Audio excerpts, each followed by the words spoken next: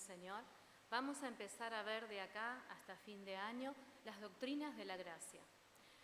Vamos a empezar hoy con la primera, con la depravación total del hombre.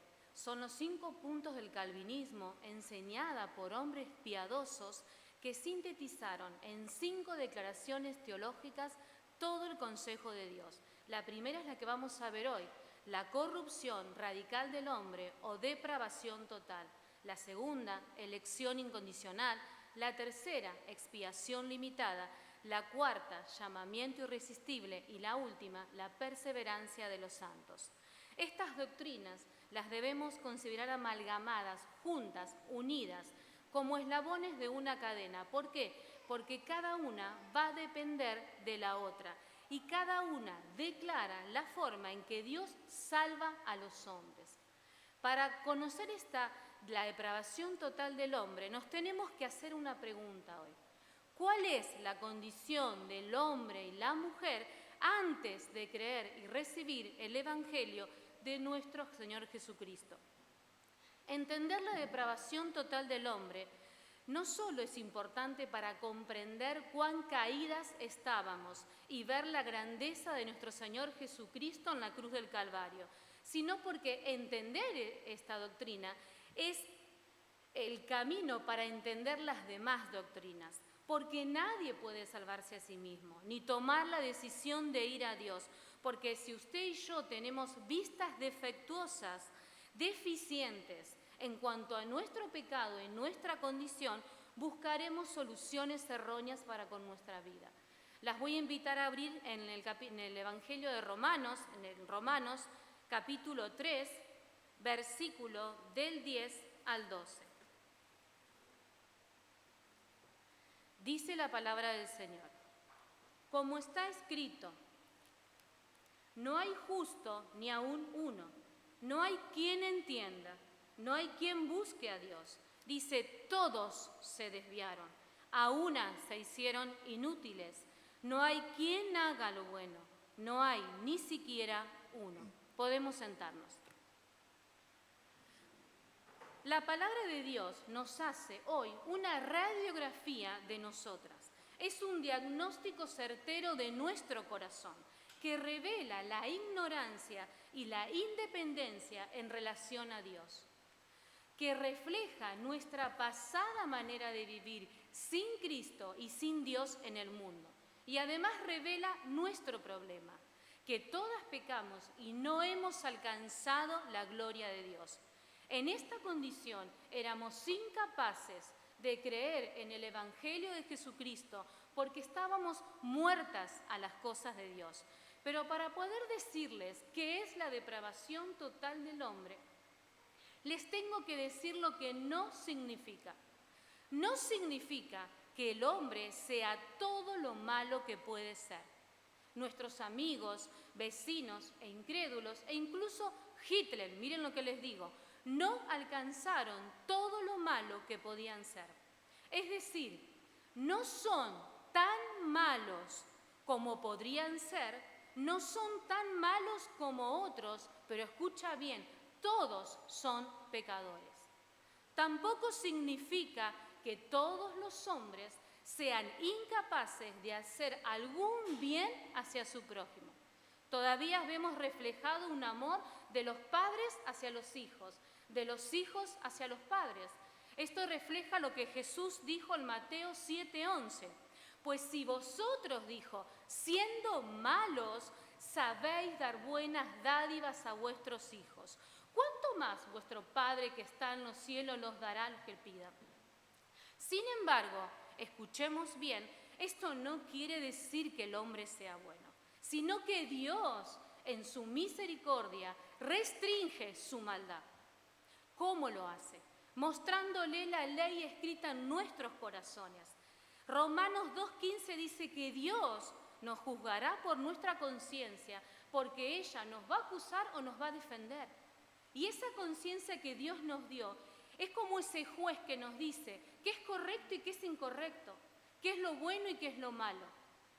Y es así como Dios restringe nuestra maldad, pero no solo por nuestra conciencia, sino también por la ley escrita, ¿sí?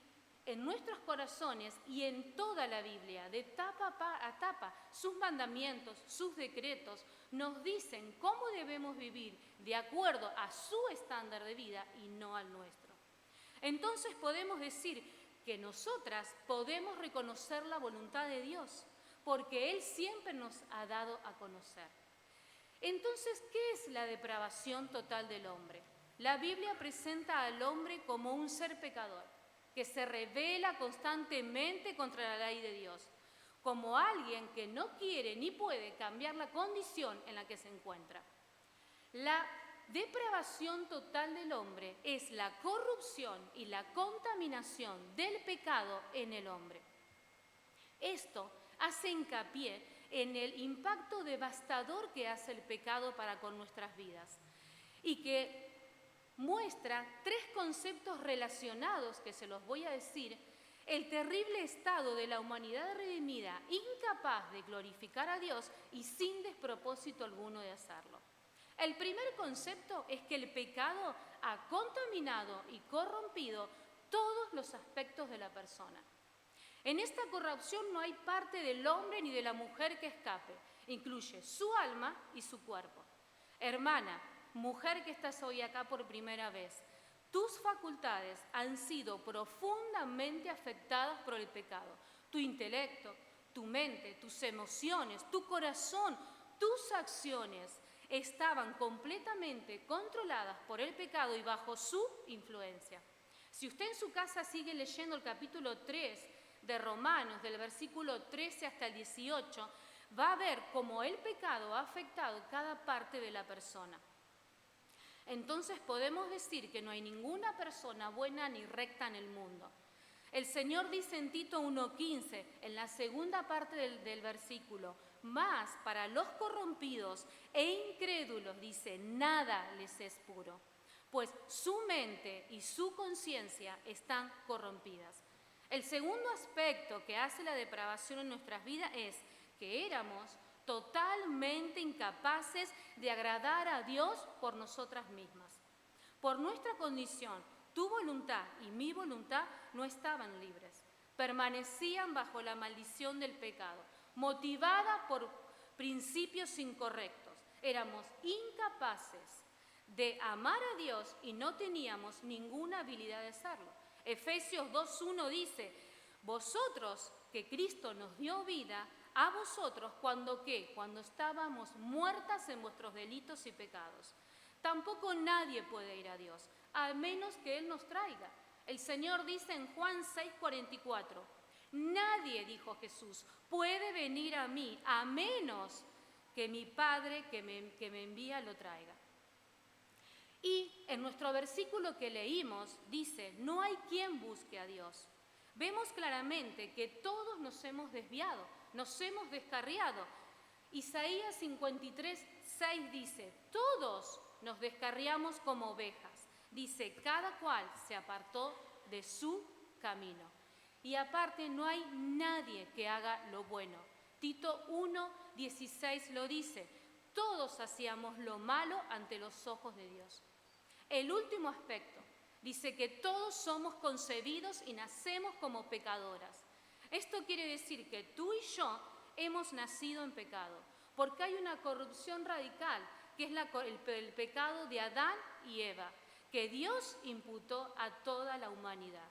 Esto demuestra la causa y la propagación del pecado y lo vemos en Romanos 5:12. Dice, por tanto, como el pecado entró al mundo por un hombre y por el pecado la muerte, así la muerte pasó a todos los hombres por cuanto todos pecaron. Entonces, todos estamos bajo pecado. En esta corrupción vemos además que no hay ni un justo, ni uno. Es en el sentido universal. El hombre es malvado e inclinado hacia el mal. Salmo 14:1 dice, el necio en su corazón no hay Dios. Y Romanos 3:11 dice, no hay quien entienda. El hombre no redimido no tiene ninguna capacidad espiritual para entender a Dios. Es incapaz de comprender su verdad y captar la medida de su justicia. Su ignorancia es la expresión de la depravación y la rebelión que trajo como consecuencia que somos esclavas del pecado y que estamos enemistadas con Dios. Ahora ya sabemos lo que es la depravación total del hombre. Pero hermana, que tú conoces el Evangelio, me gustaría hacerte una pregunta. Estuvimos hablando de tu vieja naturaleza en tiempo pasado, pero ¿qué hay de tu presente? Si yo te preguntara a vos que estás sentada en primera persona, ¿cuál es tu condición mujer que conoces a Cristo y su Evangelio? ¿Cuál sería tu respuesta? ¿Has cambiado o no? ¿Todavía tienes más inclinación al pecado que hacia tu santidad? ¿Te amas más a ti que a Dios? Tú sabes cuál es la respuesta. Pero sea cual sea tu diagnóstico actual, todavía hay esperanza. Porque esto nos lleva a decir que hay una solución a esta condición depravada de pecado del hombre. Porque dice en Romanos 1:16, Pablo decía, porque yo no me avergüenzo del Evangelio, porque es poder de Dios para salvación. Es el Evangelio, es la esperanza otra vez en nuestro Señor Jesucristo, que perdona todos nuestros pecados y nos vuelve a reconciliar con el Padre. ¿Y qué hay de ti, mujer, que vienes por primera vez y no conoces a Dios? Seguramente has visto reflejada tu condición como el reflejo en un espejo de esta palabra. Ahora sabes que tu materia innata está hecha de aborrecimiento a Dios y por tu propia naturaleza no lo vas a escoger. Esta te lo va a impedir. Tú aborreces a Dios desde que naciste. Lo haces en forma activa y no puedes aceptar la verdad espiritual a menos, escucha bien, que Él te rescate de tu vana manera de vivir. Para ti hay una buena noticia. Hoy hay esperanza. Cristo, el Hijo de Dios, fue crucificado, muerto, sepultado y al tercer día resucitó de los muertos. ¿Para qué? Para tomar tu lugar en la cruz. Porque Dios, su Padre, lo trató como a un pecador. Lo trató como un mentiroso, como un blasfemo. ¿Para qué? Para que perdonara todos tus pecados. Quizás estés pensando que no hay ningún pecado que te pueda perdonar. Todos tus pecados Dios te perdona. No hay ninguno. Por eso, ven a Cristo. Sea cual sea tu condición, ven a Cristo. No tienes que hacer nada. Es un regalo inmerecido, es don de Dios. Es por arrepentimiento de tus pecados y por fe. Poner tu fe en Cristo, en esa cruz y en el Dios Padre. Pero si no lo haces, escucha bien, de lo contrario te quedarás en esta condición depravada, sin esperanza y sin Dios en el mundo. Oremos. Padre Santo, te agradecemos por esta palabra. Te pido, Señor, que tú nos puedas hablar a través de